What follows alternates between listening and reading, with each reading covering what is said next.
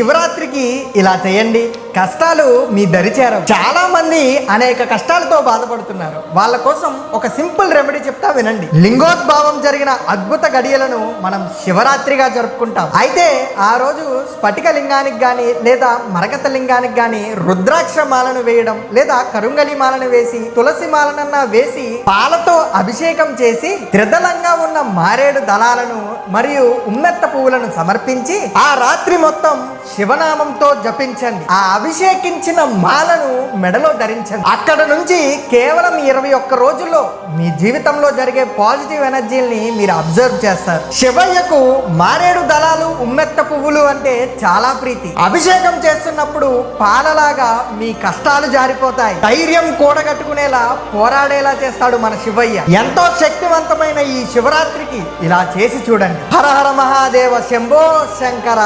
Jai Sriram.